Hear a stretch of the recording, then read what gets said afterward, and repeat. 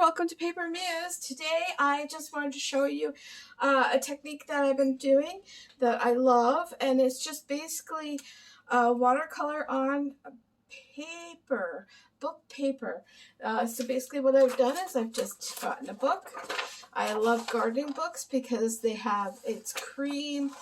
It's really nice and thick usually, and it's not glossy, it's matte, it's perfect. So I just get one of these pages out here. Now, you might be asking, well, why would I want to make these? Well, I love putting them in my junk journals. So I'll just show you. I make little strips, and I'll add the strips to my ephemera that I make, or I can cut them up and make them as tags and then add collage onto the tags. I think they're a lovely little way to add a pop of color to your junk journal page or to your ephemera that you're making without having to do much. And it's cheap and it's fun to do. So I just take watercolor. I was able to, if you notice, this has just got 6 spots on it, but with it, I was still able to make all these luscious different colors because I would just mix them up. So I like my pastel, my muted tones. I still like the brights, that's nice, and but I love the muted tones, so I would just mix them up. Or let's say I wanted to go more autumny. There we go. You just mix them up. So I'm just going to show you, just for quick reference. I'm pretty sure you can figure this out. But, I just go in there and then I just swatch it. And even though you're looking at this is the way I do it, I kind of go along the path.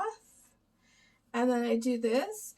I might add more water to it to make it, I like when it has all one color, but I also like it when it's varying like along the path. But yeah, this is all I do, is just basically, and I'm going to show you, I don't care what I'm doing here. So I did circulars. I don't know if you can see if that's circular. I did squares. And then I also did like jiggy, like little tiny. It's up to you on what you like. So here's an example of the square. So I just kind of outline it into a square, and there we go. And then maybe I'll round the corners a bit. It's up to you what you like. Or I did circles, which is just going in a circle. And then I did, let me show. This is like more like what I was saying, the cheeky, I don't know what you'd call that. It's kind of like, just like getting to see the brush strokes. You can do all sorts. And then I also kind of did like a circular with a square at the bottom. How do I explain what that means? So I did a roundabout, and then I did straight at the bottom. Roundabout and straight at the bottom. And like, as you can see, there's all different abilities of, like, you can go tall, you can go small, you can go medium. They're just a lot of fun. And I know that this looks like a mess, but trust me, just play around with it for a little bit and you will get into a rhythm.